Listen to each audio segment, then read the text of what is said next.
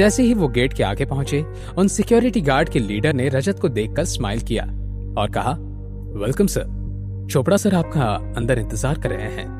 मैं इन्हें अंदर लेकर जाता हूं। और इतना बोलकर वो आहान की तरफ देखने लगा। अब तुम्हें यहां आने का पछतावा होगा। कार एक बहुत बड़े बंगले के आगे रुकी। आहान उस जगह को सीरियसली देखने लगा। वहां बहुत सारी सिक्योरिटी थी। सबसे पहले रजत गाड़ी से उतरा और उसके पीछे आहान और रॉकी भी उतरे। जैसे ही वो गेट के आगे पहुंचे, उन सिक्योरिटी गार्ड के लीडर ने रजत को देखकर स्माइल किया और कहा, वेलकम सर, चोपड़ा सर आपका अंदर इंतजार कर रहे हैं। मैं इन्हें अंदर लेकर जाता हूं। और इतना बोलकर वो आहान की तरफ देखने लगा। अब तुम्हें यहां आने का पछतावा होगा। रजत की ये बात सुनकर आहान मुस्कुराने लगा। जब वो उस बंगले में घुसा तो उसे एहसास हुआ कि इतने बड़े बंगले में कोई था ही नहीं। आहान इस बारे में सोच ही रहा था कि इतने में रजत ने अपना कार्ड निकालकर दरवाजे के सामने स्वाइप किया, जिससे दरवाजा एलिवेटर की तरफ खुला। चारों लोग एलिवेटर से 5 में गए। जैसे ही एलिवेटर का दरवाजा खुला, लाउड म्यूजिक बज रहा था और अलग अलग कलर की लाइट्स फ्लैश हो रही थी। जब सबकी आंखें उन लाइट्स में एडजस्ट हुई, तब पता चला कि वो एक बार था। आहान सब कुछ ऑब्जर्व करके एनालाइज कर ही रहा था कि तभी वहां एक आदमी आया। उसने स्टाइलिश सूट पहना हुआ था और वो काफी यंग और फिट था। उसका नाम अभिषेक चोपड़ा था। उस आदमी को देखकर रजत के एक्सप्रेशंस बिल्कुल बदल गए थे। उसने बहुत इज्जत से कहा, मिस्टर चोपड़ा, मैं इन दोनों को यहां ले आया। तो तुम दोनों हो जो शिमला से आए हो?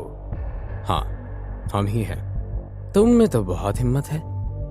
विकी भाई कहाँ है? विकी?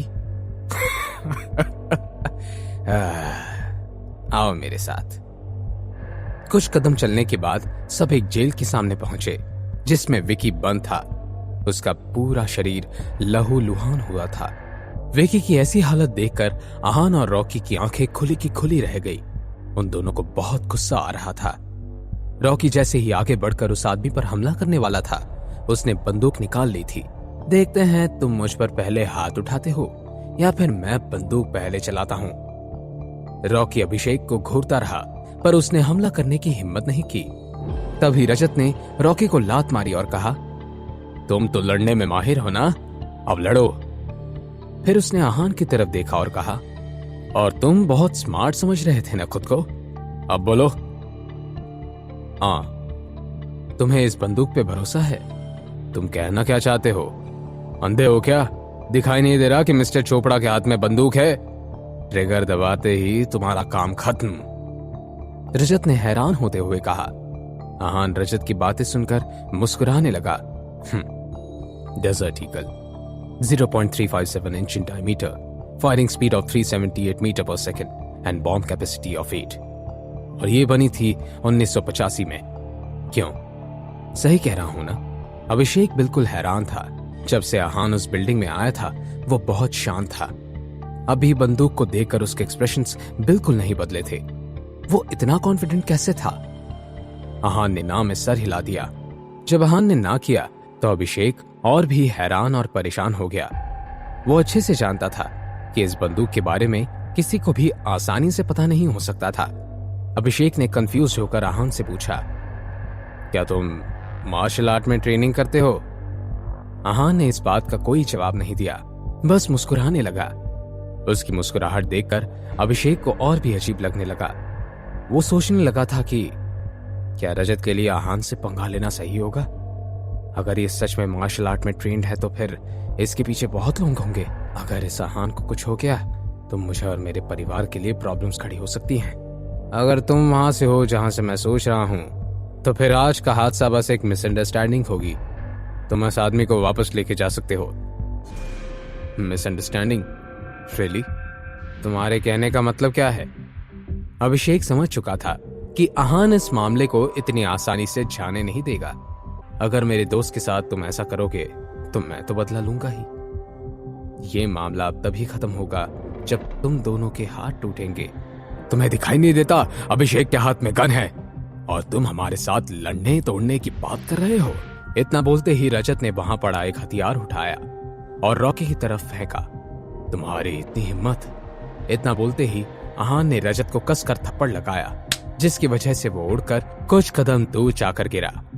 ये देखकर अभिषेक को गुस्सा आ गया। ये तुमने क्या किया? यह हिम्मत तुम्हें गोली चलाने की? आहान ने गुस्से में कहा।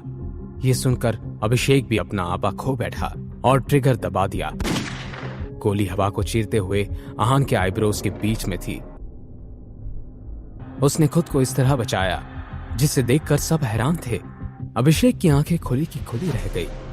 अभिषेक का दिल जोर से धड़क रहा था। तुम्हें अभी भी गोली चलानी है? यह सुनकर अभिषेक कांपने लगा। उसने अपने घुटनों के बल बैठते हुए डरते हुए कहा, मुझे माफ कर दो, रहम करो मुझ पे। आहान का अभिषेक को माफ करने का इरादा बिल्कुल नहीं था। उसने ना में सर हिलाया और रॉकी से कहा, इसे अच्छे से सबक सिखाओ। जी यंग मास्टर, रॉकी ने जवाब दिया। अब आहान क्या करेगा? क्या अभिषेक और रजत खुद को बचा पाएंगे? जानने के लिए देखिए अगला एपिसोड सिर्फ पॉकेट एफएम के यूट्यूब चैनल पर। और सीक्रेट अमीरजादा के सारे एपिसोड्स को सुनने के लिए डिस्क्रिप्शन में दी गई लिंक से डाउनलोड कीजिए पॉकेट एफएम ऐप।